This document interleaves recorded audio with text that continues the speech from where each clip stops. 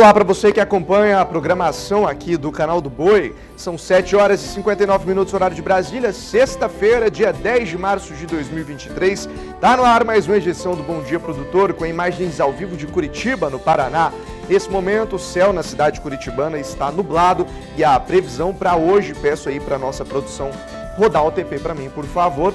A previsão do tempo para hoje aí você vê na sua tela imagens ao vivo da cidade de Curitiba, e eu peço para a nossa produção rodar o TP para mim, por gentileza, para que eu possa falar aí para o pessoal de casa que está acompanhando a programação qual é a previsão para hoje no município de Curitiba, capital do estado do Paraná. Como você vê aí na sua tela, hoje é um dia chuvoso com alguns períodos de melhoria. Atenção que tem alerta de tempestade. O volume previsto pode passar de 36 milímetros, temperatura mínima de 19 graus com máxima de 25 graus. É assim que a gente começa mais uma edição do Bom Dia Produtor. Seja muito bem-vindo à nossa programação nessa sexta-feira. No programa de hoje nós vamos falar sobre as inscrições para o Congresso da Associação Brasileira de Criadores de Cavalo Quarto de Milha, que está marcada para o próximo mês. Também destaco as alternativas para substituir a queima da cana na produção de biocombustíveis, que está se tornando cada vez mais rentável ao mercado brasileiro. O assunto faz parte dos destaques aqui da programação do Bom Dia Produtor. E mais, a Argentina já perdeu mais de 200 mil frangos para a influenza aviária. A detecção da gripe aviária no país vizinho preocupa as autoridades e também os produtores do país. Cotação, bons negócios, atualização de mercado, tudo isso e muito mais informação, é claro que você só tem agora no Bom Dia Produtor.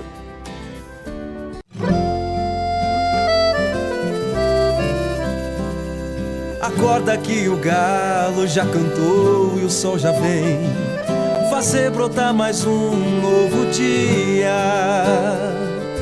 Lenha no fogão, café pra esquentar e a bicharada no quintal. Bota pra molhar, tira leite no curral. Arreia o cavalo, tem gado pra campear.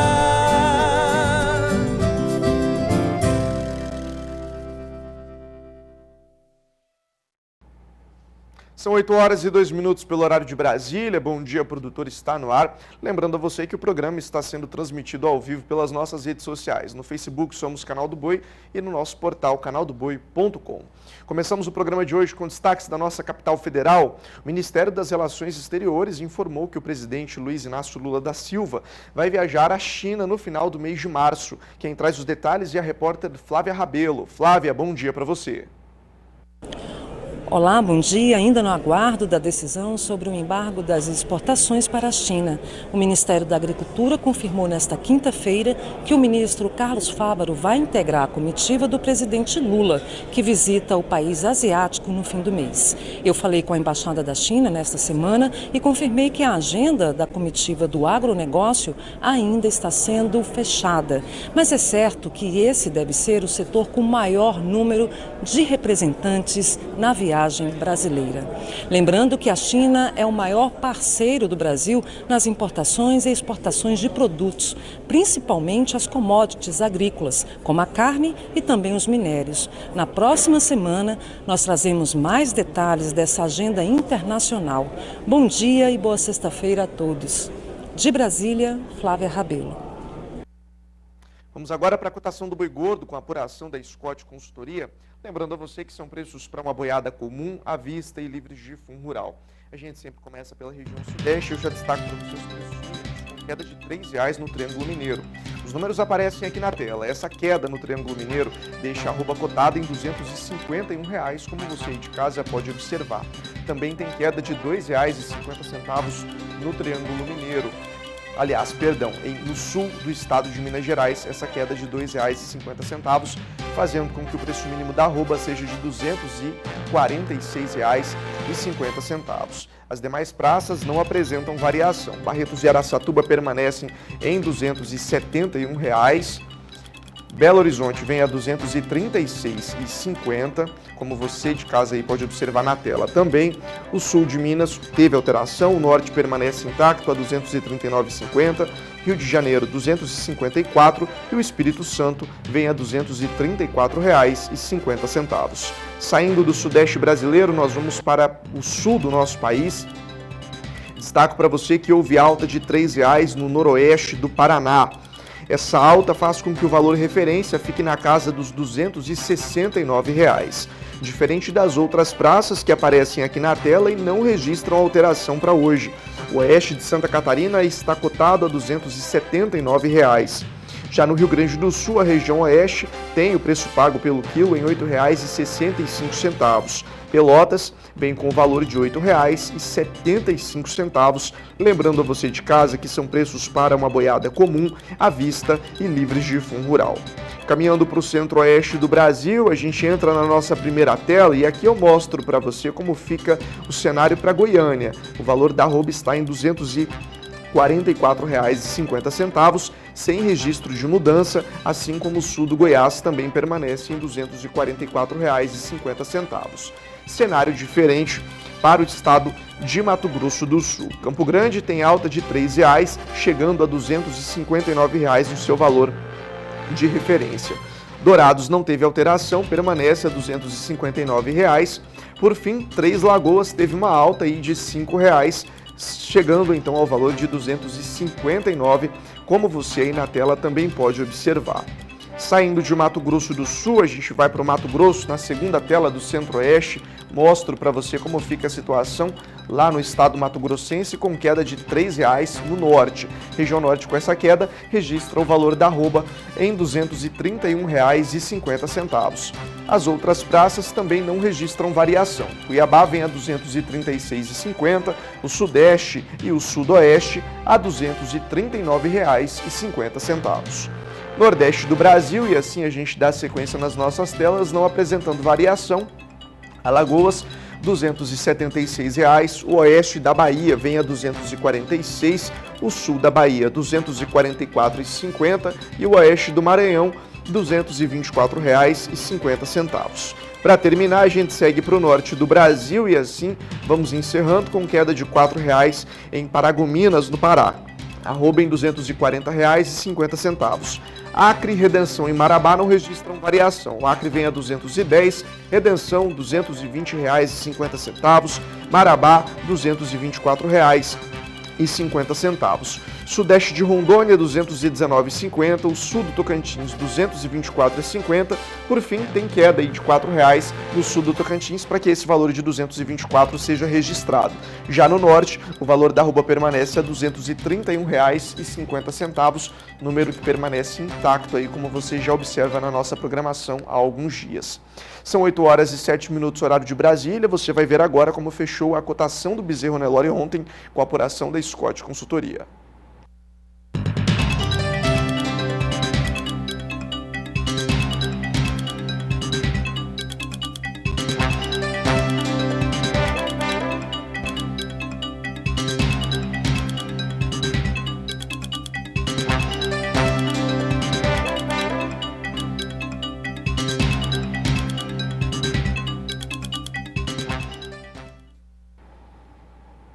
As preocupações das autoridades sanitárias argentinas quanto à gripe aviária têm aumentado.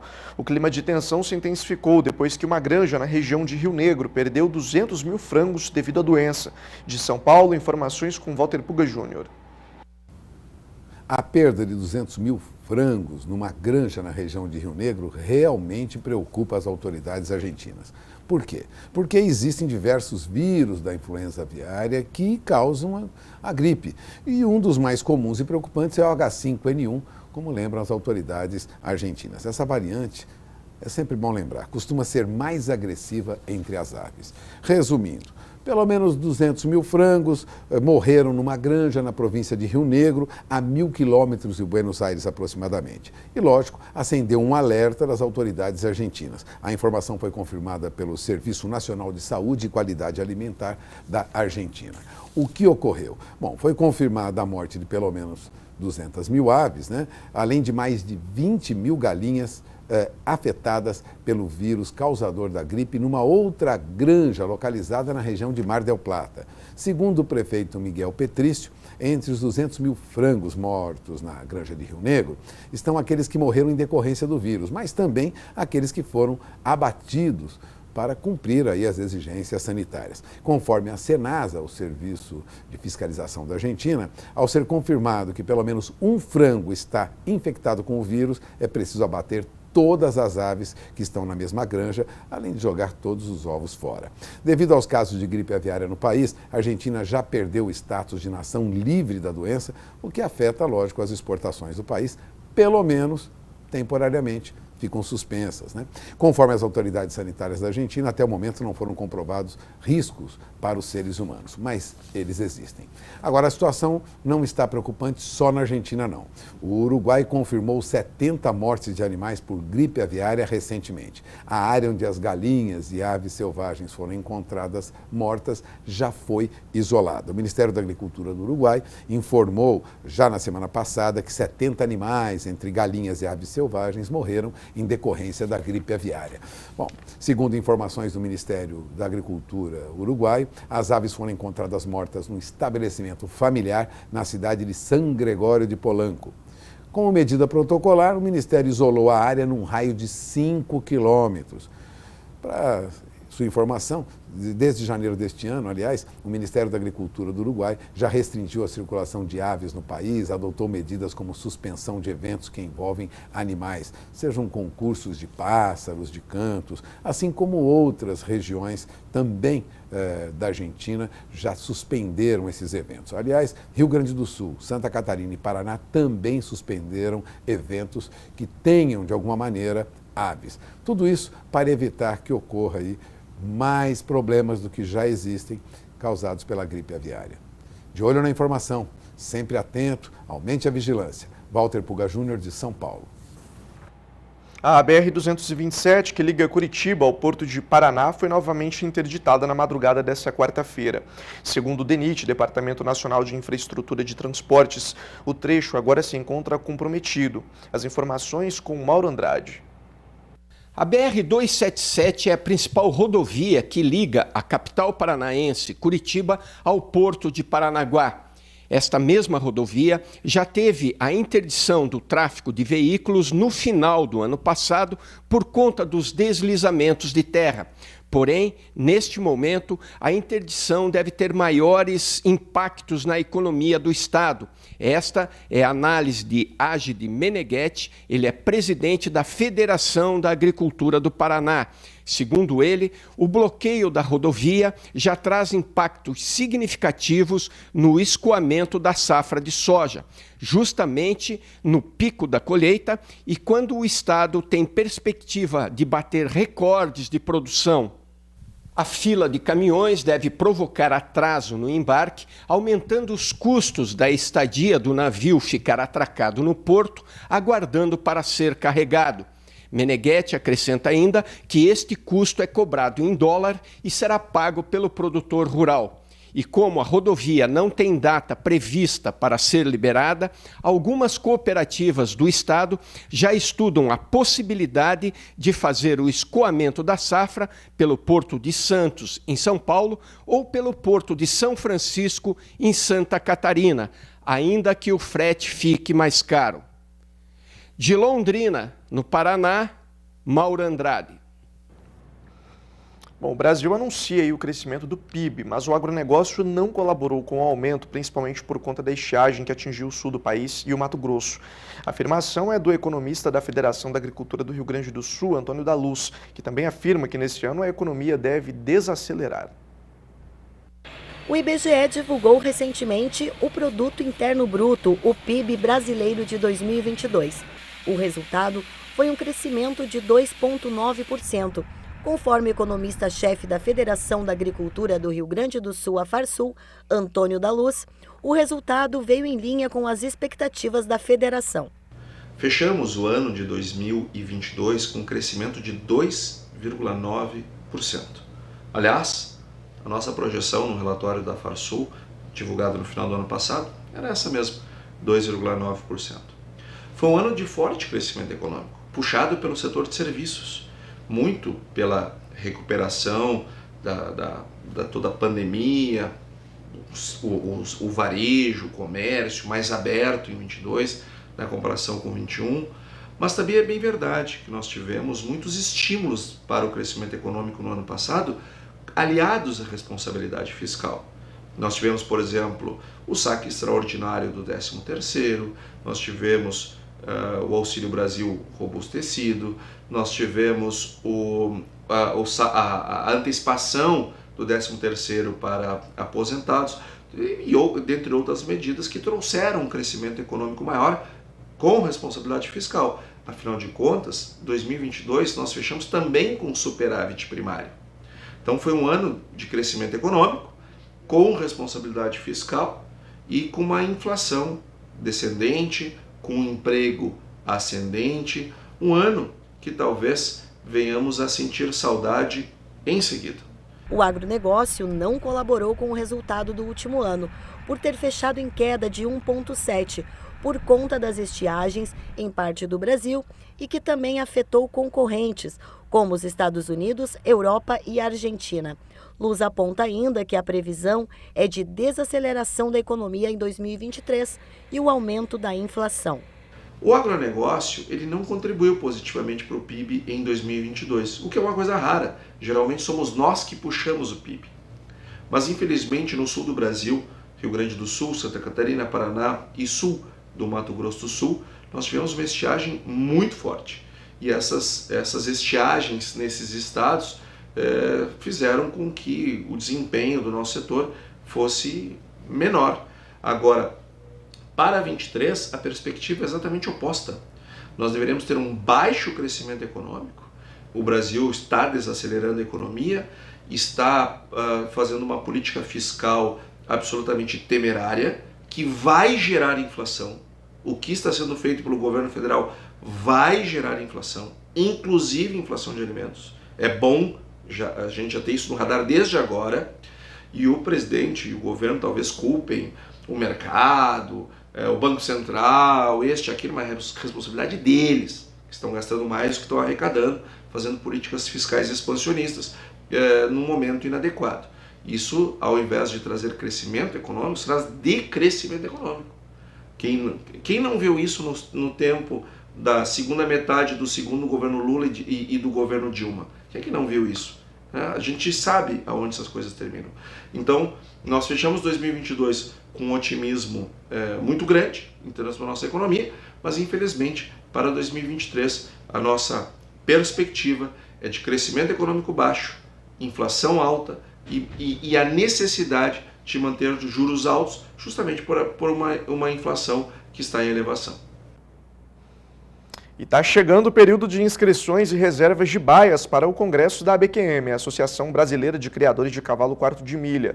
O evento chega à sua 32ª edição em 2023, está marcado para o próximo mês, vai acontecer em Araçatuba, no Noroeste Paulista.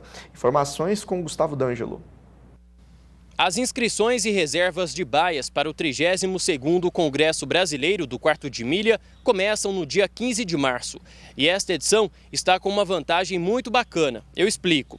É que quanto antes o competidor confirmar a participação, menor será o valor pago.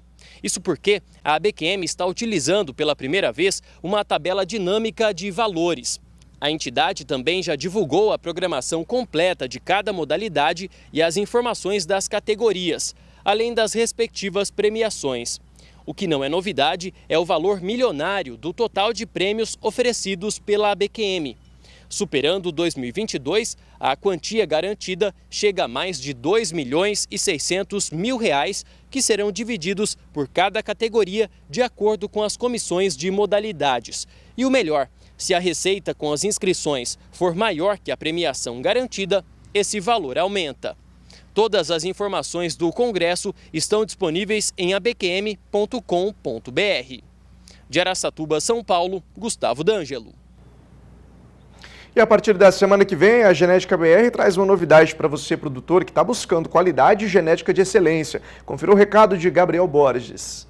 Pensando na correria danada que está a vida do produtor rural, o Genética BR está melhorando a ação todo do dia, virando touros da semana. Oferta de 5 reprodutores com descontos que chegam até a 50%. Vão ter zebuínos, taurinos, tanto de corte quanto de leite, facilitando a vida do produtor rural. Aproveita a oferta dos touros da semana do Sistema Brasileiro do Agronegócio.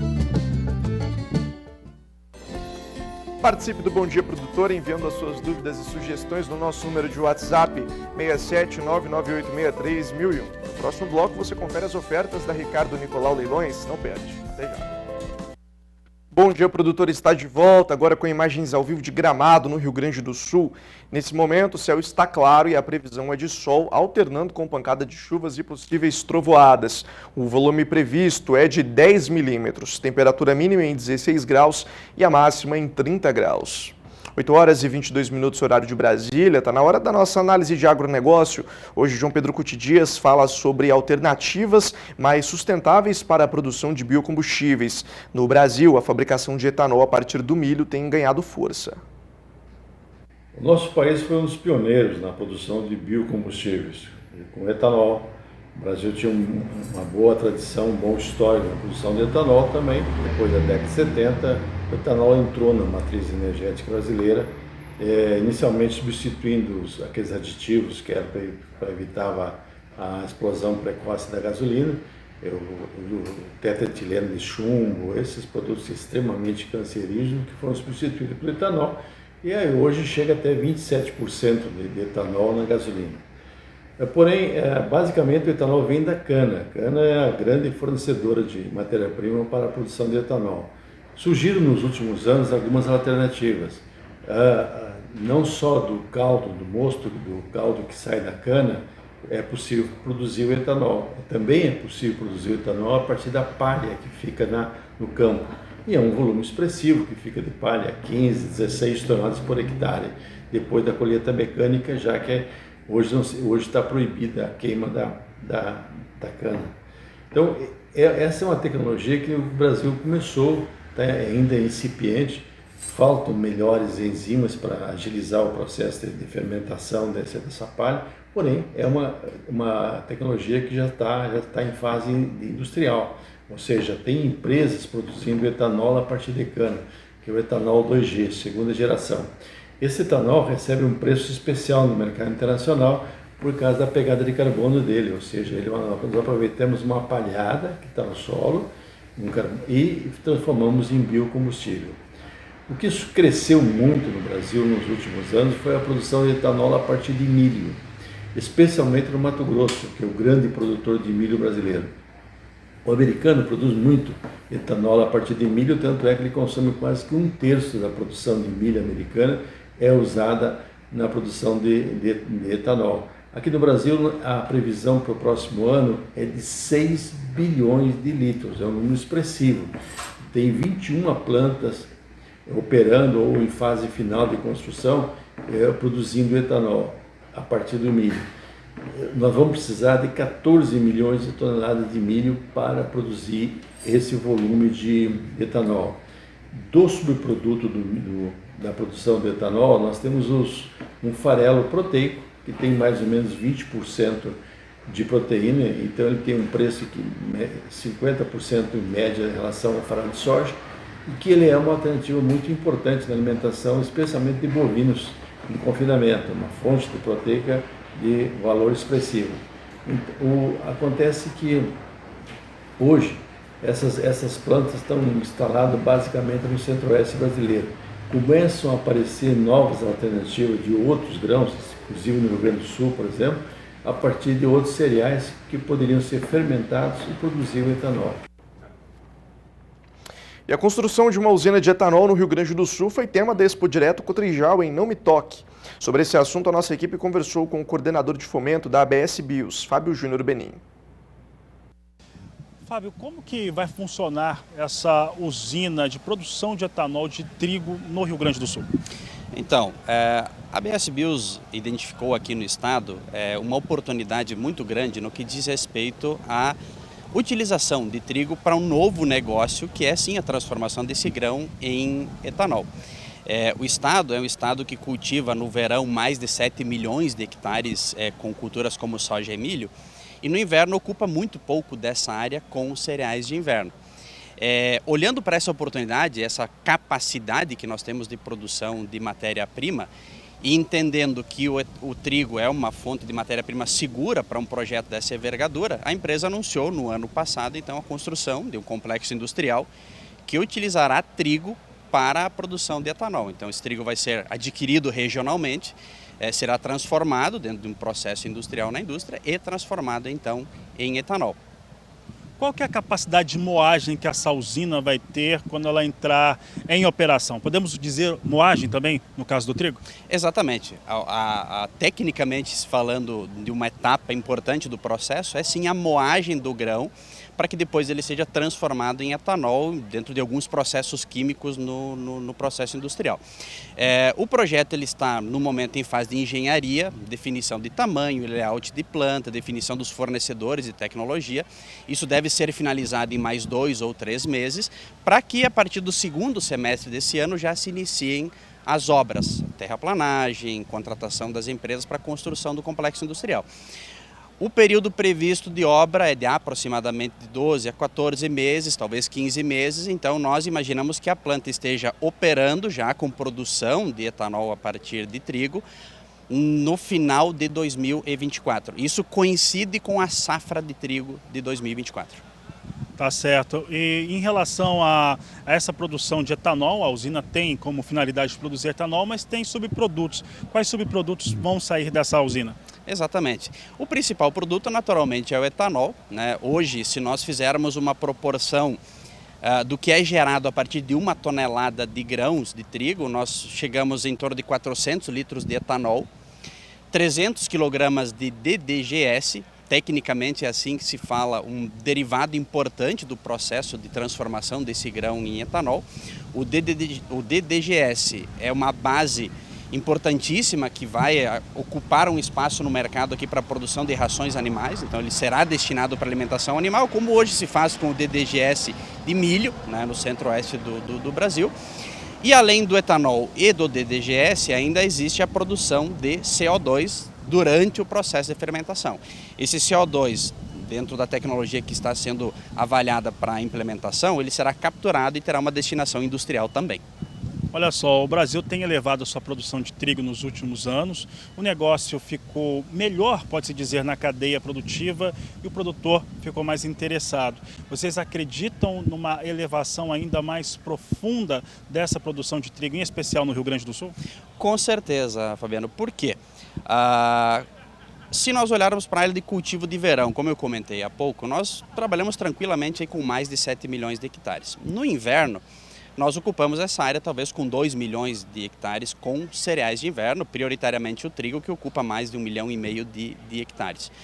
Dentro de um sistema produtivo adequado, nós poderíamos explorar talvez destes 7 milhões, talvez até 60%, 70% da área no período de inverno.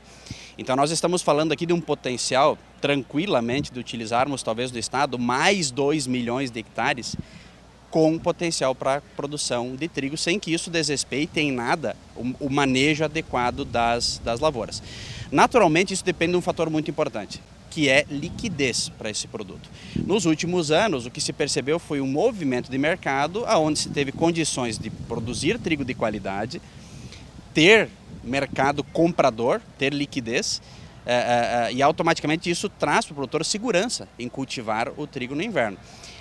O trigo é importantíssimo para a nossa região, no que diz respeito à rentabilidade da sua propriedade, à diluição de custos. Então, é natural que o produtor, no momento que ele tenha segurança na comercialização, ele seja estimulado a plantar mais trigo. E nós acreditamos muito nessa ideia e, com certeza, o projeto de produção de etanol vai ajudar muito nisso. 8h30, horário de Brasília. Vamos para Sinop, porque lá a gente vai conferir a agenda de eventos da Ricardo Nicolau Leilões. Arnaldo Campos hoje é quem aparece aqui na tela junto comigo para trazer as informações para a gente. Ele vai entrar aqui, viu? Ele vai entrar aqui falando de bons negócios. Tá aqui, meu amigo Arnaldo Campos, muito bom dia para você. Seja bem-vindo ao Bom Dia Produtor. Bom dia, meu caro Vinícius Souza, bom dia a todos. Pois é, saudade de vocês aí, né? Alguns dias que eu não tenho participado muito, mas hoje a gente está por aqui firme, uma barbaridade, né? E eu fiz questão de fazer essa participação hoje com essa câmera mais aberta aqui para 163, pessoal que está em casa aí para entender um pouquinho mais. A gente está ao fundo aqui, a gente tem a BR-163 e a gente mostra toda essa movimentação dela logo pela manhã, tanto no sentido norte quanto no sentido sul, mostrando que o agro realmente não para, né? Nós estamos num estado muito forte no agronegócio e aí a gente percebe aqui a movimentação dos caminhões norte e sul, levando soja, trazendo adubo, levando adubo e trazendo calcário e assim vai. Então assim, as coisas continuam andando no Mato Grosso e andando muito forte, viu, meu caro Vinícius? Terminamos aí a colheita da soja e a gente já vem com o plantio do milho. Milho em alguns locais, em alguns lugares mais ao norte, onde a chuva começa mais cedo, né? Que se colhe a soja mais cedo, nós já temos milho aí. Daqui a pouquinho já dá para fazer uma pamonha, vamos dizer assim, né? Então as coisas realmente andando muito bem no nosso querido estado de Mato Grosso e aqui na nossa capital do Nortão, nossa querida Sinop. Mas mais uma vez, muito bom dia a você. Vamos falar um pouquinho do nosso Integra Nortão. Integra Nortão chegando e ele vem também com esse nome, né? Integra Nortão. Muita gente vai pensar, mas por quê? Da onde tiraram esse nome, né? Primeiro porque a gente, com o Integra, realmente a gente quer integrar todas as regiões de Mato Grosso, de leste a oeste, de norte a sul. Esse é um dos intuitos do nosso Integra Nortão, porém, nós temos também a integração lavoura-pecuária que acontece nesse momento, ela começa a acontecer com mais força, porque se termina a colheita da soja, inicia o plantio do milho e o agricultor que faz a terceira safra, vamos falar aqui da nossa terceira safra, mas Arnaldo, que terceira safra é essa? Pois é, nós somos abençoados, né? O Brasil é um país abençoado, a gente consegue fazer uma safra de soja, uma safra de milho e uma safra de boi na mesma área, né? No mundo inteiro ninguém consegue fazer isso. E esse agricultor que também faz essa recria ou essa terminação a pasto no período de inverno, que seria a terceira safra, agora é o momento que ele sai em busca desses animais para preparar então essa colheita do boi no inverno, né? E por isso então a gente prepara o Integra Nortão com todo esse carinho, com toda essa dedicação para esse momento que é um momento estratégico para atender os nossos clientes que buscam animais de qualidade para esse período de inverno, para essa terceira safra. E o Integra Nortão então vem com esse intuito, vem presencial, um leilão que vem crescendo muito, né? Um leilão que iniciou com 6 mil animais e para esse ano a nossa meta é 10 mil animais no recinto, mais 9 mil animais filmados e as filmagens já estão acontecendo com animais de muita qualidade. Eu queria mostrar, canal, traz para mim o lote Z56, pode trazer o Z56, o Z56 está em Tabaporã, do nosso comandante José de Tomini, né? Tio Zé de Tomini, carinhosamente como é chamado, e aí uma boiada realmente extraordinária de 411 quilos, boiada pronta, na hora de ir para o coxo, né? Vai chegando ali na casa das 14 arrobas, ideal para ir para o coxo. Você vê que é uma boiada que ela está bem recriada, mas não está gorda, ela tem um compensatório. Esse é o boi, né, que a turma da integração vai buscar nesse momento e buscar com muita vontade para aproveitar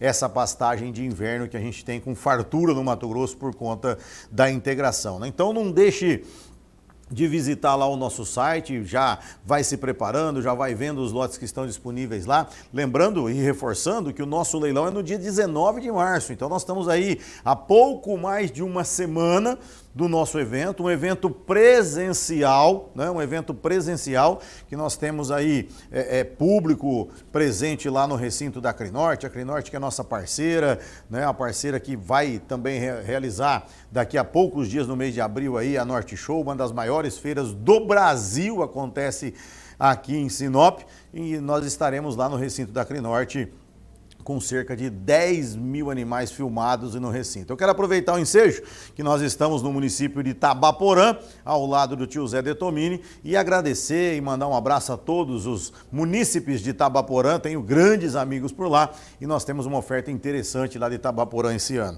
Traz para mim, canal, o lote Z46, pode trazer para mim agora o Z46, são mais 87 machos e agora na região de Alta Floresta, e essa boiada é uma boiada interessante porque ela é uma boiada que está mais escorrida ainda, porém ela tem mais compensatória ainda do que a boiada anterior.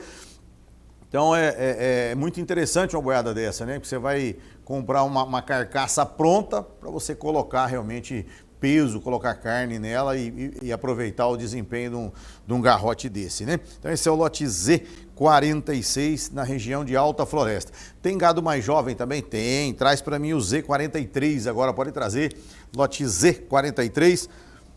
São 178 machos agora de 241 quilos. E outra coisa interessante no Integra Nortão é que nós temos assim poucos lotes pequenos que não são cargas de carreta. A grande maioria dos lotes, exceto o gado que vem no recinto, né? Mas os lotes filmados geralmente são cargas de carreta ou múltiplos de carreta, né? Para que facilite também a vida do nosso comprador, a vida do investidor nesse momento, né? Então tá aí o Z43 também da região de Alta Floresta, bezerrada, como eu disse, com um pouco mais de compensatória. Interessante a aquisição de um bezerro desse. Você está comprando um bezerro com um jaco de 12 a 16 meses, porém, né, com peso ainda de bezerro. E é interessante que onde cabe carne, cabe dinheiro, né? Então você tem que aproveitar realmente essas oportunidades. E o Diego tá ali, né? Aguardando um recadinho para a turma lá de Itabaporã, né, Diego? A turma tá tomando um cafezinho lá e acompanhando a gente lá, né, Dieguinho? É isso aí. Vamos ao F02. Pode trazer para mim, canal? Vamos mostrar algumas fêmeas agora. O F02 são novilhas prens, também aqui da região de Colíder, aqui na estrada da Colidinha, pertinho da gente aqui. Nós temos uma oferta interessante de fêmeas também. Tem liquidação da Fazenda Barra Bonita de Rubens Roberto Rosa. Vem oferta também da Fazenda Santa Lúcia do nosso companheiro Rubão e da Dona Lúcia. E entre outros parceiros aí, né? As filmagens vão acontecendo todos os dias. 385 quilos, com prenhez confirmada. Abraço ao Douglas Bolognese, tá ligadinho com a gente lá. Isso é gado para fazer gado. E eu tenho dito o seguinte, o amigo fala, mas comprar vaca nesse momento, o bezerro não está muito bem. Se esse bezerro aqui, você vai vender ele daqui a 18 meses. Né? Daqui a 18 meses. O mercado é outro. Nós estamos realmente vivendo nesse momento um ciclo de baixa, mas esse ciclo de baixa ele vai se inverter daqui a pouquinho. E é a hora de você matar a vacada velha, fazer o descarte da vacada velha vazia e coloca uma novilha prenha no lugar, praticamente com o mesmo dinheiro, você fica com 100% de prenhez na tua fazenda. Olha que negócio interessante. Coloca para mim o Z41 para a gente finalizar aqui. São fêmeas agora de 223 quilos. A 110 quilômetros de Alta Floresta, sentido Balsa da Vaca Branca, também lá do nosso companheiro Perlim. Perlim tem uma oferta interessante também do Perlim, mais de 700 animais lá do nosso companheiro Perlim. E aí tá 115 fêmeas, 223 quilos, e é o mesmo caso dos bezerros lá do Perlim.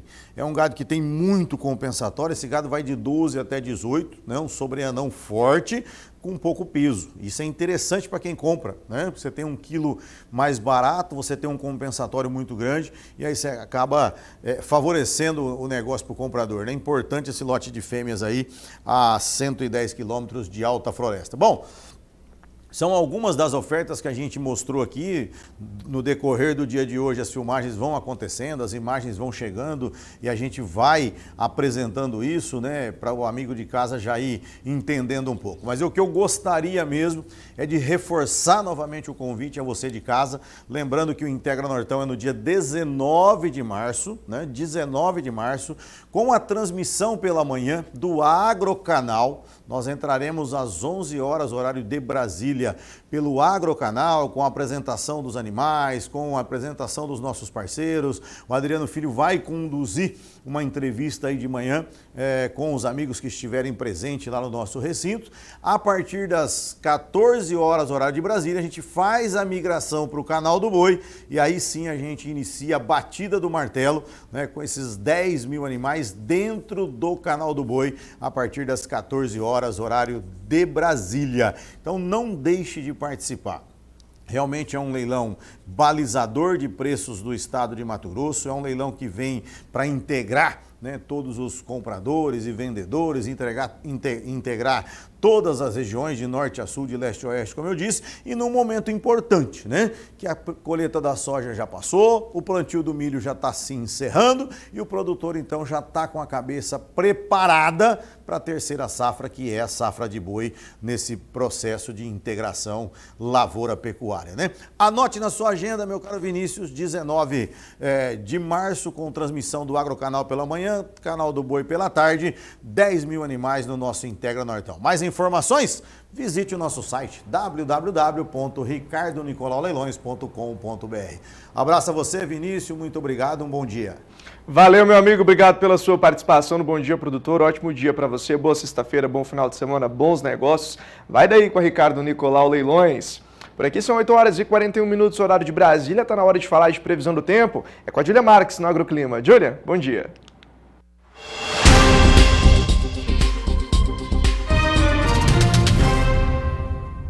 Bom dia, Vinícius, e bom dia a todos de casa.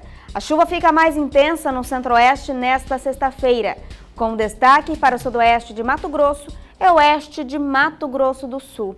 E olha só, Vinícius, tem potencial de chuva forte com muitas trovoadas e eventual queda de granizo. Nas demais áreas da região, o dia é típico de verão, com fortes pancadas de chuva e temporais no período da tarde. Outra área com aumento da chuva é o sudeste. Inclusive, olha só, tem muitos temporais e pancadas volumosas em todo o estado de São Paulo, litoral sul do Rio de Janeiro, no Triângulo Mineiro e no sul de Minas. Já no Espírito Santo, essa água cai de maneira mais isolada e pontual, enquanto no norte de Minas e entre o sul capixaba e o norte fluminense, o tempo firme predomina. No sul, o deslocamento de uma nova frente, associada a um ciclone extratropical, além da presença de um cavado meteorológico, espalham as nuvens carregadas por todo o Rio Grande do Sul e fortalecem também os temporais no Paraná e em Santa Catarina. Agora vamos dar um pulo no Nordeste. O dia por lá será de sol e muito calor sobre a Bahia, interior do Piauí, Ceará e Pernambuco. Ainda chove forte em toda a costa norte e leste da região, com destaque para o Maranhão, litoral do Piauí, Ceará e Natal. Na costa baiana, a chuva vem mais isolada e intercala com momentos de abertura. No norte, sem grandes mudanças. A região segue com temporais ativos em todos os estados, inclusive com maiores acumulados no litoral do Amapá, também pegando o Pará, oeste do Acre, Roraima, Rondônia e no leste do Amazonas.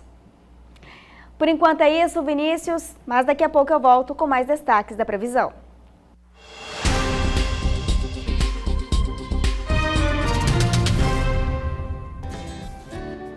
Por aqui é hora de mais um intervalo comercial e eu quero lembrar que você pode acompanhar a nossa programação pelo site do Canal do Boi e também pelo nosso Facebook. Estamos na NET Claro, canais 190 e 690 e amanhã e também no domingo tem Canal do Boi na Sky, número 241 e o Agrocanal no número 161. No próximo bloco você vai ver que o município de Itaiangá, no Mato Grosso, está trabalhando para o fortalecimento da bacia leiteira. É destaque do Bom Dia Produtor, não perde. Até já.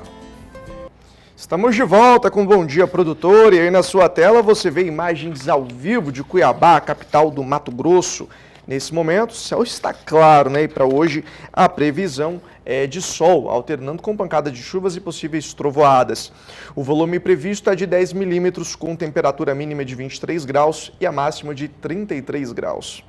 A Fazenda Santa Helena, berço da marca DP, é um exemplo aí de integração lavoura-pecuária e, para garantir alta produtividade, realiza na sua atividade agrícola uma intensa auditoria. É o que o nosso companheiro Daniel de Paula mostra nessa matéria que ele gravou em uma das visitas que fez ao Paraná. Acompanhe. Está acontecendo aqui na Fazenda Santa Helena uma auditoria num dos campos de lavoura de soja, aqui onde você conhece como sede da marca DP, do Nelore e do Quarto de Milha, mas a sustentabilidade envolve um monte de hectares de culturas que são rotacionadas, uma diversificação que melhora em todos os sentidos, todas as produções aqui da fazenda. E a gente vai ver com eles agora o que significa essa auditoria e o que ela está detectando para esse período de produtividade. O que seria essa auditoria? Seria nada mais, nada menos que o MIP, que é o que a Embrapa passa, né, que temos que estar fazendo um controle individual, né, das pragas, como que nós vamos fazer para definir se tem alguma aplicação ou não, sempre conservando e dando importância ao meio ambiente. O que consiste o nosso trabalho aqui é fazer um levantamento de pragas, doenças e determinar como é que vai ser o manejo da lavoura, né? A preocupação nossa é procurar utilizar o mínimo de produto, o mínimo de defensivo possível, visando o controle entre predador e praga, né? Então por isso que a gente faz o controle de percevejo, o controle de lagarto com pano de batida, a gente visualiza a presença ou não de ácaro, tripes e outros insetos, doenças também. Quando a gente percebe que a lavoura está numa situação confortável, a gente não faz a adoção do defensivo, né? O interessante é que, além disso, essa área aqui é uma área que vem de milho, então no prazo bem curto nós temos uma instalação de 4 culturas, né? Dentre elas uma adubação verde, que seria a braquiária. Então um fator importante é essa rotação de culturas, né, de lavouras que nós temos na Fazenda Santa Helena, propiciando esse MIP que a gente vem fazendo na fazenda. O que é um MIP? O MIP é o manejo integrado de pragas, né? Ele não consiste só em você entrar com o defensivo. O MIP ele consiste em você fazer um monitoramento, de repente utilizar uma armadilha. A gente utilizou armadilhas aqui para ver densidade e população de cigarrinha na cultura passada, no milho passado. Então é um manejo integrado. A gente busca diversas ferramentas para tentar controlar a praga sem só ficar entrando diretamente com o defensivo. Bom, como já foi dito, o Gil vem aqui toda semana, mas todo dia quem percorre isso daqui, Pedro Henrique, acadêmico de agronomia, mas está aqui todos os dias junto com o Emerson, a equipe de agricultura aqui da Fazenda Santa Helena. O Pedro tem que enxergar e esses relatórios são passados diariamente também para a consultoria. Isso, exatamente. A gente tem um grupo aqui da agrícola, né? E assim que eu vejo alguma coisa suspeita, né, que não é anormal, eu já mando justamente ou no privado para o Gil, mesmo no grupo, perguntando se a gente precisa fazer algum manejo de aplicação, até mesmo se dá para esperar o próximo dia que ele vir para a próxima auditoria, para a gente estar vendo para tomar a decisão do que ser feito naquela área. E cada pedaço de chão aqui tem uma característica, isso que é incrível, né? Exatamente. Cada pedaço a gente também tem os talhões também caracterizado e numerado, né? Então a gente sabe qual determinada área que é por número do talhão e as variedades da soja, né? Essa área, para vocês terem ideia, é uma área que plantamos milho verão com braquiária, né? Onde esse milho verão com braquiária foi feito silagem, que foi para o nosso confinamento, né? Tiramos toda a parte volumosa, foi para o confinamento. Após essa retirada do volumoso, ficou a braquiária, e aí veio o gado. A silagem foi feita no mês de janeiro, né? E com isso veio o gado. O gado veio, aproveitou toda essa massa verde com a braquiária, e o gado ficou instalado aqui até no mês de abril. Após o mês de abril, fizemos a instalação da cultura do trigo, onde foi feita toda a rotação de culturas. Após a colheita do trigo, veio essa lavoura que vocês estão vendo, com uma probabilidade muito grande, uma produtividade alta, né, que foi após a incrementação do trigo. Após essa soja que vocês estão vendo, vai ser o milho safrinha, que nós vamos estar plantando o milho safrinha com a braquiária novamente, para ter o pastejo do gado inverno. Então uma área que promete muito, e o gado também vai dar uma resposta muito grande numa área de uma rotação de cultura que estamos fazendo, que fazemos em toda a propriedade. Não fica um minuto a fazenda sem produzir. Sem produzir, nem um minuto, né? Ou seja, Gil, nós temos aqui então uma sustentabilidade ambiental e econômica, porque ganha de todos os lados, na pecuária, na agricultura e qualquer que seja a cultura que você tiver aqui, né? Hoje em dia, na parte da agronomia, né, a gente escuta muito falar, e hoje é falado e colocado aí, até através das cooperativas, dos financiamentos que tem no banco, a questão da integração lavoura-pecuária. Já é falada, a Fazenda Santa Helena, o Emerson já falou, faz com propriedade esse consórcio de gado com lavoura, né, pecuária com lavoura, e essas áreas como o Emerson falou, a gente tem a prioridade de produzir, né, a gente tem que entregar uma excelente produtividade com sustentabilidade, né, utilizando o mínimo de produto, porque não é só a questão ambiental também, mas tem a questão econômica, que toda vez que você entra com maquinário para poder fazer a aplicação, hoje o custo de uma aplicação é altíssimo, tanto da parte do equipamento quanto da parte defensiva. Então nós temos a preocupação com essa sustentabilidade e com a parte financeira do talhão. Ele tem que produzir ele tem que trazer uma boa produtividade de soja e depois, como o Hermes falou, ele tem que liberar para a entrada do milho safrinha consorciado com braquiária, que ainda assim no final do ciclo, dos 2 ciclos, ainda vai fornecer alimento para o rebanho bovino. Os produtores do Paraná que colheram soja com alguns dias de atraso já estão plantando milho safrinha para se enquadrar na janela de plantio. Mas o que chamou a atenção de alguns produtores é o fato de que esse ano as seguradoras reduziram a cobertura para o produtor que faz o consórcio do milho com a braquiária. O manejo é considerado conservacionista e é aprovado pela Embrapa. Leôncio Ariosa é produtor rural aqui em Cambé, no Paraná, acabando de colher a soja, já está entrando com o plantio do milho safrinha. Leôncio, como é que foi a tua safra de soja esse ano? Olha, a safra teve tudo para dar certo aí, a gente teve chuvas bem regulares, não faltou em momento algum, temperatura ótima. E aí no finalzinho a gente teve esse problema, em fevereiro choveu bem e acabou atrasando minha soja aí umas 2 semanas e eu tive um pouco perdi a produtividade aí nesse atraso, cerca de 10 a 15% aí, comparando com quem conseguiu colher um pouco antes. E agora para plantar o milho você ainda está dentro da janela? Sim, a janela agora ficou para o dia 30 de março, a gente conseguiu adiantar aqui a colheita e já colocando o milho. Esse ano eu só não vou conseguir fazer a braquiária, porque o seguro, né, que ele estendeu o prazo para plantar a braquiária, né, junto com o milho, então ficou 30 de março também. Porém, a produção segurada, quando você coloca a braquiária, ela diminuiu cerca de 30%.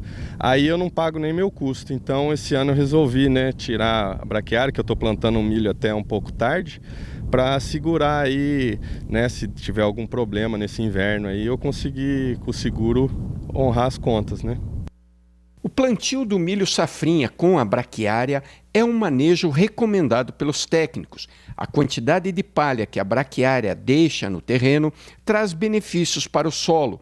Porém, a seguradora reduz a cobertura para o produtor que faz o plantio do milho consorciado com a braquiária. O seguro, se ele faz o plantio do milho com a braquiária, o que é considerado um manejo sustentável, melhor para o solo, o seguro reduz a cobertura da produção. Explica um pouquinho melhor isso para nós, Leôncio. Por que isso acontece? Bom, acredito que eles entendam que 2 plantas ali, quando der uma seca, vai competir por água. E como a gente já usa esse sistema há muitos anos, a gente viu que não é isso que acontece. A braquiária ela consegue formar uma camada em cima do solo que retarda essa secagem do solo. Então o milho ele aguenta mais tempo numa seca, produzindo melhor, evitando uma perda aí por seca. Então o que a gente sempre viu é que a braquiária ajuda nesse sentido. Eu não sei da onde que vem essa resolução deles. A gente inclusive já conversamos com o pessoal da Embrapa e eles falam, a gente também não sabe porque eles são tão contra o consórcio de milho com braquiária. No passado, o preço era o mesmo. O milho com braquiária ele tinha a mesma cobertura em produção. Só que a janela da braquiária ela era mais curta. Você tinha, no começo foi 28 de fevereiro, passou para 10 de março e esse ano juntou com o do milho sem cobertura, porém a cobertura bem menor. Olha aí, ó, isso é um entrave para quem quer fazer as boas práticas agrícolas, que é esse manejo de milho com braquiária. O ano passado você plantou o milho com a braquiária e deu resultado bom? Sim, o ano passado a gente conseguiu plantar dentro da janela, tudo certinho. O seguro estava a mesma coisa. Se mudava muito pouco, coisa de 2, 3 sacos, então não tinha problema. a gente colocou, e inclusive nessa soja que eu plantei, a gente teve uns dias ali em novembro um pouco seco, que é normal, né? É até bom que a raiz dá uma aprofunda e tal. E a palhada da braquiária ajudou nesse sentido. E outras coisas, né? Ela ajuda com erosão, né? Diminui a erosão. Ela tem vários benefícios aí que não só no milho, mas no soja também beneficia.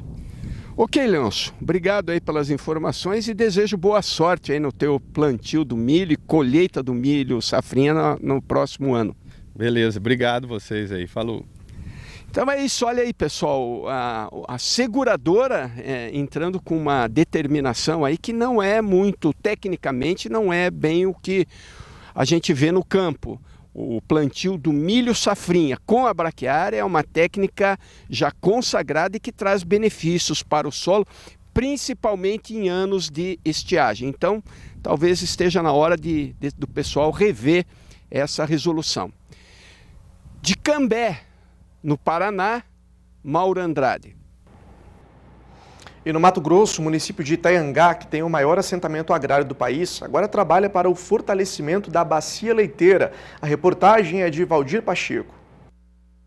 A Prefeitura Municipal de Itaiangá, através da Secretaria de Agricultura do município, Empaer e Sebrae, firmam parceria para beneficiar produtores da bacia leiteira da região. Com técnicos que estão auxiliando o pequeno produtor, desde da forma de fazer, do qual pasto plantar, qual é a melhor proteína para o animal, né, de uma forma, de um pasto rotacionado ou que seja num pasto normal, mas qual é o melhor produto para se instalar para o animal poder ter uma produção melhor. E nisso entra também a nossa silagem, né, que auxilia muito, que no período da estiagem aqui é muito deficiente da pastagem, né, e a silagem está compensando isso durante a seca, né. Então a gente tenta auxiliar sempre no medida do possível, né, com equipamentos, com tecnologias que a gente possa vir trazer para esses pequenos produtores, já que cada um deles, se fosse tirar do seu próprio bolso toda essa estrutura para fazer, seria difícil. Então a prefeitura vem ajudando nesse sentido aí, esses pequenos agricultores, para automaticamente aumentar a produção de leite na propriedade. É um programa que visa a transferência de tecnologia ao produtor, né, de diferentes incrementos, né, embasado muito em questões aí de sistema de produção em que sentido? Sistema de produção é pastagem, a gente sabe que todo volumoso de quantidade e qualidade é o que faz toda a diferença dentro da propriedade, então a gente presta esse tipo de assessoria, consultoria aos produtores. Com o objetivo de diversificar a produção nas propriedades e renda aos produtores, a Empaer e a Prefeitura não medem esforços para colaborar com a agricultura familiar. Que demonstram uma boa evolução quanto à bacia leiteira aqui do município. Por mais que nós enfrentamos momentos de crises, nós temos aí também presente essa situação que antes a gente discutia, né, a respeito dessa dinâmica dos produtores indo se enquadrando em todo esse processo de transformação e principalmente político, né, e econômico que vem a reboque para dentro da propriedade e faz com que o produtor seja cada dia mais dinâmico dentro do seu processo produtivo. E a bacia leiteira do município de Itaiangá, em especial, comparado com outros municípios da região, ela é forte, né, no aspecto de trabalhar com a família, né, com os agricultores familiares, e a Empaer acompanha todo esse processo produtivo. Itaiangá possui o maior assentamento agrário do país, um dos maiores da América Latina, onde a família do produtor Valmir faz parte das 1.149 famílias que foram assentadas há 22 anos. Com a implantação do pastejo rotacionado, melhorou a produção de leite na região. Quando chegou a assistência do Sebrae aí, com o Dr. Ângelo e a companhia da prefeitura, melhorou bastante, porque daí em 2 hectares ali a gente estava com bastante vaca, né? Aí foi eliminando algumas que já tinha se esgotado o prazo delas de ordenha, né? Porque era muito velha ou tinha algum problema de mastite ou coisa parecida. Aí veio rotacionado. E E daí ajudou bastante. A gente com menos vaca conseguiu produzir a mesma quantidade de leite do que estava com mais plantel, né? Então isso ajudou bastante. Aqui no Mato Grosso já estou desde 2009, mas aqui no Tanhangá de 2018, né? Mas sempre trabalhando com leite, né? Essa área, parei 1 ano e pouco sem mexer com o leite, mas vi que não tinha outra saída para sítio, era o caminho, né? Voltei e mexi com leite. E temos aí, nós faz 300 litros por dia, né? Não é muita coisa, é pouco para sitieiro meu, né? E a gente faz a metade, mais ou menos a metade de queijo, metade vindo para o laticínio. O Valmir é um produtor que a gente já vem acompanhando ele com o trabalho já há 5 anos. Então que já é feito toda essa parte de sanidade, a parte de sanidade animal, controle de alguma eventualidade, algum parasita, qualquer tipo de problema que venha a ter, ele acaba entrando em contato com a gente vem fazer o trabalho. Parte de reprodução também, estamos dando suporte, para tudo para o bem-estar, para melhorar o rebanho e a vida do produtor também, né? Tem que pensar a nível de família também dele. A Prefeitura firmou uma parceria com as cooperativas Cooperita e Coopernova, que realizam as coletas do leite na região. Temos um grande parceiro aí, a Coopernova, que está trabalhando junto com nós, aí vem trabalhando já há vários anos, né? E a gente tenta aí, na medida do possível, auxiliar o pequeno produtor, né? Pequenas propriedades com gado leiteiro, auxiliando ao máximo eles para produzirem mais. E automaticamente agradecendo até aí a Coopernova por fazer uma grande parceria com nós. Como o volume não é um volume muito excessivo, muito grande de leite na nossa região, mas a gente precisa ter um destino para ele. E a Coopernova está conseguindo vir, junto com algumas parcerias que nós temos, buscar esse leite aqui, né, na nossa região para poder processá-lo. Na abertura da safra cana 2023-24 em Ribeirão Preto, São Paulo, o coordenador-geral de cana-de-açúcar e agroenergia da Secretaria de Política Agrícola do Ministério da Agricultura, Pecuária e Abastecimento, Cid Caldas, falou sobre o planejamento energético do governo federal em relação à produção de combustíveis. E representando o Ministério da Agricultura, eu estou aqui com o Cid Caldas, que vai fazer aí já um balanço desse primeiro dia, né, dessa abertura oficial de cana-de-açúcar, da safra de cana aqui em Ribeirão. Veja, esse evento é muito importante, não só para o setor, mas para o governo também. Porque é com essas informações aqui que o governo faz o seu planejamento energético. Então, qualquer medida de política pública corretiva, a gente vai fazer dependendo dessas informações que aqui são extraídas. Por outro lado, também a nossa Conab, ela está em campo, indo a todas as usinas também para fazer esse trabalho de estimativa de safra. Então, uma coisa vai somar com a outra. Por isso que é importante esse evento e por isso também é importante que essas usinas recebam o nosso pessoal e prestem a melhor informação possível. Porque o Brasil tem um produto suficiente, tem açúcar suficiente, mas a gente precisa ter a melhor informação possível. E qual que é a expectativa do governo, do Ministério da Agricultura em relação a esse setor, a essa próxima safra? Olha, acabamos de ver agora, com as informações colocadas, a safra será bem melhor do que a anterior. Nós tivemos alguns problemas no passado que foram superados agora, o clima ajudou, então a gente espera uma boa safra. Por outro lado, a gente espera que tenha etanol suficiente para que a gente possa, além de abastecer, fazer a mistura, para que a gente possa disponibilizar esse etanol a um custo razoável para o consumidor, para que ele possa utilizar o carro dele. Quais são as principais demandas do setor de bioenergia para o governo federal? Na verdade, a principal demanda é quanto à questão de previsibilidade na questão tributária, na questão regulatória. Essa é sempre a reclamação deles, como é de outros setores também. Então, o que a gente busca é, em conjunto com esses segmentos, ver o problema para tentar arranjar uma solução. Nem sempre a solução está na parte do executivo, às vezes está na parte do legislativo e aí também há a atuação lá também da parte deles. Dá para adiantar alguns projetos aí do governo em relação a esse setor para melhorar, enfim, para atender essas demandas? Não, na verdade, nós temos agora, estamos no RenovaBio, nós estamos revendo as metas do RenovaBio e essas metas podem fazer com que o setor tenha um horizonte melhor e possa programar a sua produção, tanto de etanol como biogás, biometano. Então, ou seja, dar um arcabouço melhor para que o setor possa se programar.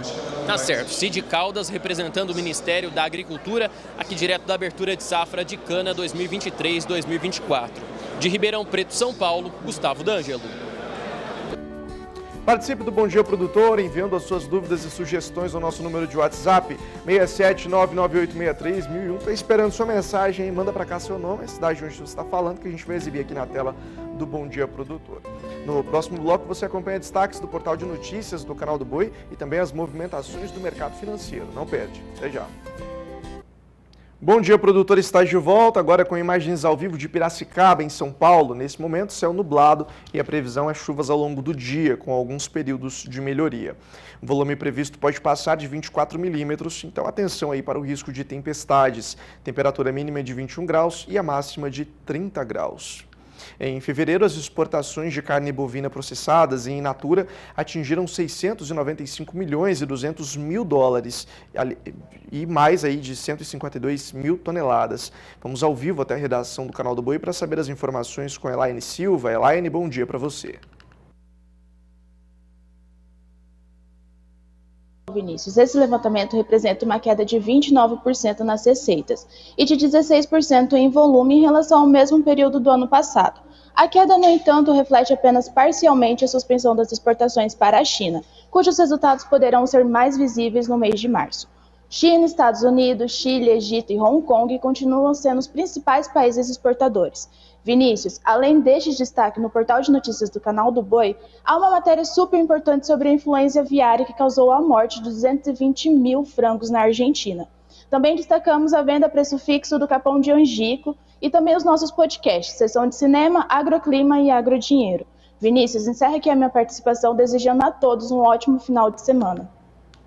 Obrigado, Elaine, pela sua participação. Um excelente dia para você. São 9h11, horário de Brasília. Júlia Marques volta trazendo mais informações sobre a previsão do tempo. Júlia, é com você.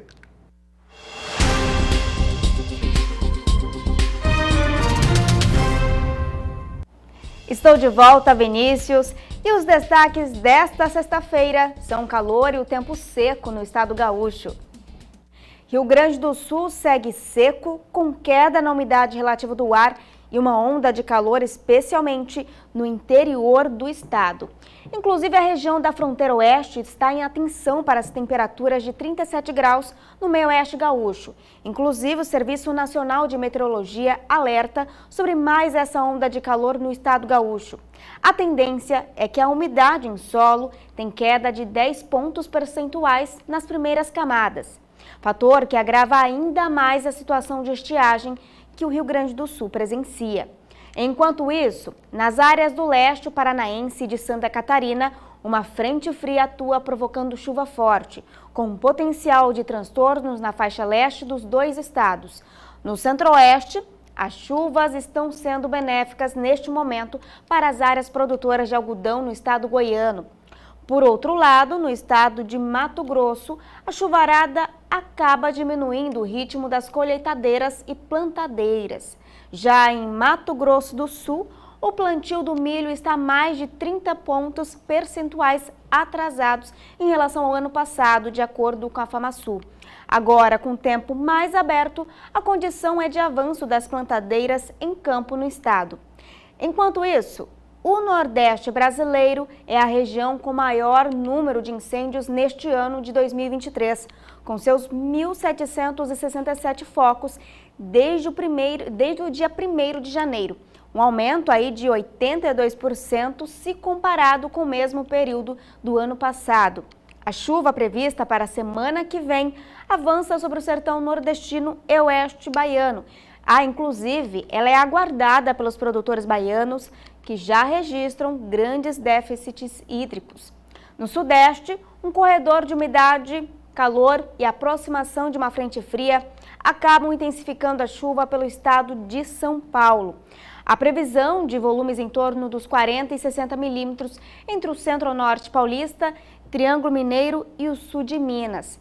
A partir do dia 15 de março, a chuva aumentará também sobre o Espírito Santo e o norte de Minas Gerais, que são locais ali que enfrentam um ar seco e calor intenso. E no norte, a chuva alcança as áreas de pastagens, o que diminui o ritmo das atividades de colheita em áreas ali de Rondônia, também Tocantins e no sul do Pará. Os temporais persistem até o final do verão, com volumes superiores aos 60 milímetros em toda a região.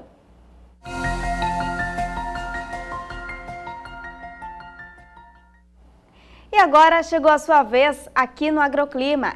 E a previsão do tempo hoje vai para o Paulo Marcondes, de Novo Horizonte do Oeste, Rondônia. Paulo, muito obrigada por acompanhar as nossas previsões. E olha só, tem bastante chuva por aí, viu? Hoje e nos próximos dias. A diferença é que nesta sexta o sol aparece intercalando com a chuvarada. A máxima hoje, 31 graus e a mínima, 22. Essa outra previsão aqui vai para o José Vieira, de Prados, Minas Gerais. José, também agradeço a sua participação por aqui, viu? Tem chuva na sua cidade hoje e nos próximos 3 dias, intercalando até com aberturas de sol e trovoadas, além de volumes consideráveis. A máxima para hoje, 26 graus e a mínima fica ali na casa dos 16. E você, já pediu a previsão aqui no Agroclima? É bem fácil. Envie uma mensagem para a nossa equipe por meio do número 67992647810. Ou então, encaminhe uma mensagem pelo nosso canal no YouTube com o seu nome completo e a sua cidade. Até segunda!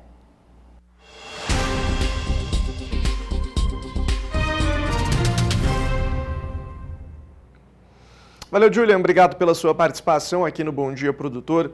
Eu lembro a você de casa que quiser mais informações sobre a previsão do tempo, tem um podcast disponível lá no site canaldoboi.com. É o mesmo site que você também fica por dentro aí de toda a nossa agenda de eventos, inclusive o final de semana está recheado de bons negócios aqui na nossa programação para você ficar por dentro aí de todos os detalhes e tem ainda atualização em tempo real das principais notícias que movimentam o setor do agro dentro e fora do Brasil, com atualização, cotação, mercado do boi gordo, todas as melhores informações para você. 9h16 pelo horário de Brasília. Olha só, durante a abertura da safra de cana-de-açúcar 23-24 em Ribeirão Preto, São Paulo, o deputado federal Arnaldo Jardim falou sobre os prognósticos da safra 23 e a política de preços de combustíveis. Os detalhes com Gustavo D'Angelo. Estou aqui com um grande parceiro e apoiador do setor de bioenergia, o deputado federal Arnaldo Jardim, que também é vice-presidente da Frente Parlamentar da Agropecuária e acabou de participar da abertura oficial aqui do evento. Arnaldo, primeiro, qual a importância desse evento para o setor? Aqui se dá definições que vão permitir a cada um dos produtores planejar o seu cenário, porque é a perspectiva de safra. Isso impacta em preços, isso impacta na viabilidade ou não do abastecimento e isso impacta para a gente, para discutir políticas no que diz respeito a, por exemplo, nós vamos ter que importar combustível ou não? O Brasil, qual a disponibilidade que vai ter de açúcar para o mercado internacional? Em função da projeção da safra que você tem, você também projeta os insumos que são necessários, as compras que serão feitas. Em função da safra, você tem uma projeção da logística. Você vai precisar de escoamento, você vai ocupar quanto do Porto Santos? Agora, por exemplo, nós estamos muito preocupados porque o volume que você tem de exportação de açúcar vai coincidir com a safra da laranja e nós poderemos ter um estrangulamento na capacidade operacional do Porto de Santos. Então, esse encontro é muito importante e as referências da Datagro são muito levadas em conta porque são as melhores do mercado. Segundo aspecto que é importante é que o setor se encontra e troca informações. Você viu que eu relatei sobre o biogás, sobre políticas públicas, sobre a questão de eletrificação ou não da frota. Ou seja, nós aproveitamos também esse momento para definir referências de futuro. E uma dessas referências é com relação à reforma tributária. Nós estamos muito preocupados para que na reforma tributária não venha uma ameaça ao setor agro, não venha nenhum tipo de ação que possa comprometer a vitalidade que tem o setor agro. Tá aí então, deputado Arnaldo Jardim, obrigado pela sua participação. De Ribeirão Preto, São Paulo, Gustavo D'Angelo. E as exportações brasileiras de café recuaram muito em fevereiro. A queda no volume de embarques foi de 33%, segundo o Conselho dos Exportadores de Café do Brasil, o Secafé. Vamos a São Paulo conversar com o Walter Puga Júnior, ele que já aparece aqui na tela junto comigo. Puga, qual é o motivo dessas exportações de café terem recuado tanto? Bom dia. Bom dia a você, bom dia a todos. Bom, o que se denota, né, no mercado é que os níveis de preços do café no mercado interno do Brasil estão acima da cotação da Bolsa de Nova York. Isso leva os compradores lá fora, os chamados importadores, a buscarem café em outros países e, lógico, procurarem café no mercado à vista a valores mais baratos. É uma das explicações que indicariam aí uma redução acentuada nas exportações de café em volume. O preço do grão de café negociado lá fora também caiu, o que leva, além dessa queda no volume de 33%, a uma redução no faturamento com café, na chamada receita com as exportações, de 38%. Bom, as exportações de café do Brasil recuaram 33% em fevereiro, quando comparado com fevereiro do ano passado, para 2.400.000 sacas aproximadamente. É a informação do Secafé, do Conselho de Exportadores de Café. O preço médio da saca caiu também quase 8% durante o mês de fevereiro, para, em média, $211 a saca. Nos 8 primeiros meses da safra 22-23, que vai de julho de 22 até fevereiro deste ano, portanto, os primeiros 8 meses, os embarques somaram no total 24.600.000 sacas. O que isso significa? Se em 8 meses exportamos pouco mais de 24 milhões e meio de sacas, houve um recuo aproximado de 7,7% em comparação com o mesmo período do ano anterior, ou seja, reduziu o embarque de café do Brasil nos últimos 8 meses. O faturamento, no entanto, em média, cresceu. Considerando os 8 meses, ele cresceu aproximadamente 13%, foi para 5 bilhões e 700 milhões de dólares, refletindo aí um avanço das cotações que nós tivemos em meses anteriores. Agora, vamos falar deste ano, né? O cafeicultor deve ficar atento com o que ocorre agora, né? Já que daqui a pouquinho nós começamos a safra, né? No primeiro bimestre desse ano, as exportações recuaram, veja, considerando janeiro e fevereiro, o recuo foi acentuado. 25,5% aproximadamente. Nós enviamos para fora pouco mais de 5.225.000 sacas de café. A receita não chegou aí a 1 bilhão e 118 milhões de dólares. A receita, considerando 2 meses, caiu 29%. Em janeiro e fevereiro, os Estados Unidos mantiveram ainda o posto de principal comprador de café do Brasil, com a compra de mais de 978.000 sacas. Mesmo assim, se comparar com a compra norte-americana feita no ano passado, a queda é superior a 29%. Ou seja, nós tivemos aí pressão mesmo sobre as compras de café, né? Reduziram as compras de café do Brasil. Bom, e ontem, tome nota, cafeicultor, café arábica negociado para maio no mercado futuro de Nova York recuava mais. Recuava 1,30%, caía para $1,75 por libra-peso. Isso no fechamento, café para maio. Portanto, vou repetir, $1,75. O café arábica apurado, mercado apurado pelo CPEA, também teve queda ontem. Em média, a saca do café era negociado perto aí de R$ 1.090 a saca, uma queda de quase 0,70% no preço no dia e no mês, situação mais grave. Segundo o CPEA, em média, café arábica era negociado em baixa em fevereiro, até ontem, né, de 6,13%. Então, neste mês de março, nós tivemos aí uma queda acentuada. Portanto, o que ocorria em fevereiro continua ocorrendo agora, com outra baixa no mercado do café.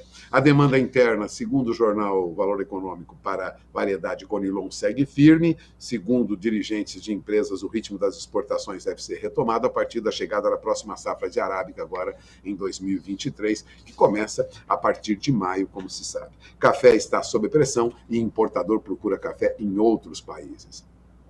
Enquanto isso, o CEAGESP, né, aquela central de abastecimento de São Paulo e tal, que apura mensalmente o chamado índice CEAGESP, né, que é uma média de produtos que são comercializados no atacado e que mostra a evolução de preço, o índice CEAGESP subiu 3,79% em fevereiro. Em 12 meses, o índice CEAGESP subiu menos, subiu 1,22%. Mas, resumindo, legumes, frutas e verduras têm preço mais alto do ano passado para cá. O índice CEAGESP subiu, portanto, 3,79%. Compõe esse índice uma cesta de produtos no atacado de São Paulo, Em fevereiro terminou com alta de 3,79%, quase 3,8%, frente a uma variação negativa em janeiro, quando caiu. Em janeiro caiu 2,62% e agora sobe. O índice acumulado no ano ficou em 1,08%. Em 12 meses, uma alta de 1,22%. O setor de verduras foi o que mais teve preços em alta, segundo o CEAGESP, negociações no atacado de São Paulo. Em média, as verduras subiram 11,4%. Segundo a CEAGESP, isso se explica por conta das chuvas, né? Com perdas para as lavouras, muitos produtos apresentaram baixa qualidade, foram descartados, a oferta diminuiu e o preço subiu. Agora, detalhe para frutas, viu? O segmento de frutas teve uma alta de quase 5%. A alta, segundo o CEAGESP, foi de 4,96%.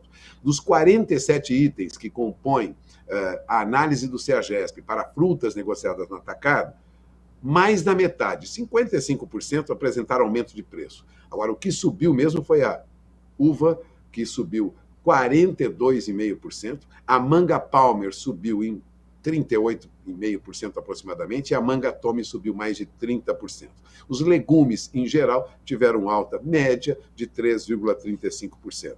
Agora, o segmento teve essa alta de 3,35% quando falamos de legumes, mas as principais variações ocorreram, por exemplo, com o pimentão, que subiu quase 50%.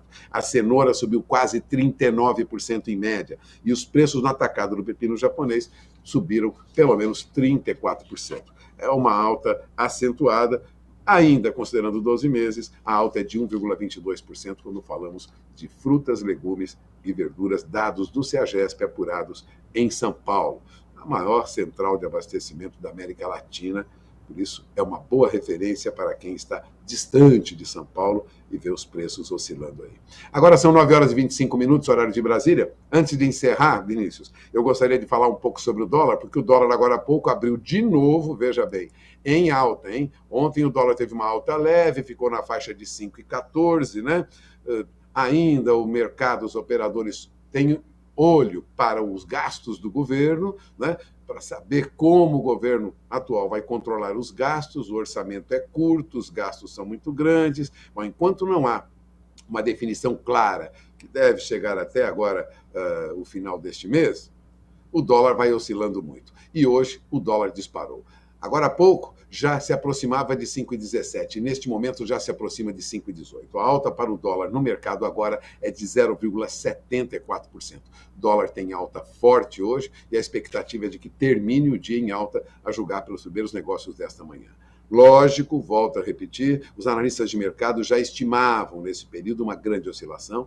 O dólar chegou a cair para a faixa de 5,14, 5,13, 5,11, mas pode retomar a alta e chegar à faixa de 5,25. Portanto, o produtor rural que faz o seu planejamento deve estar de olho constante na informação, porque o dólar tende a subir até 5,25, segundo analistas de mercado, e acompanhando aí a variação, né? Hoje, dados nos Estados Unidos devem movimentar o mercado financeiro internacional, então o dólar pode ter alteração.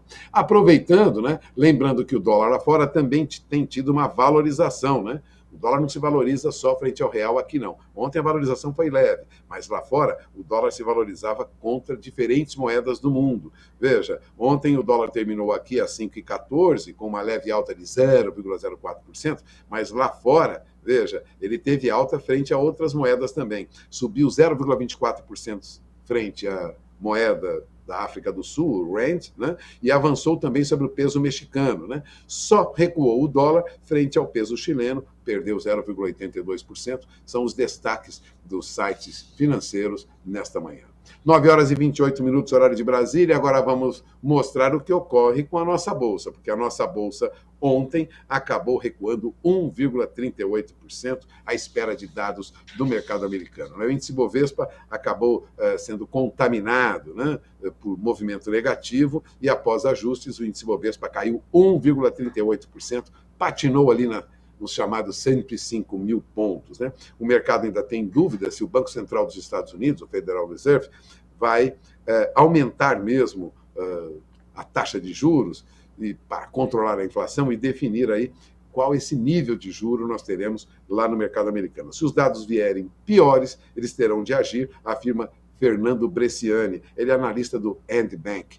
ele vê possibilidade aí dos juros mais altos nos Estados Unidos movimentarem o mercado financeiro internacional. Resumindo, de olho na informação, porque muita oscilação vai ocorrer no mercado e o dólar já está subindo hoje. Agora há pouco já estava perto de 5,19, 5,18. É com você, Vinícius. Valeu, Pulga. Obrigado pela sua participação. Bom final de semana para você.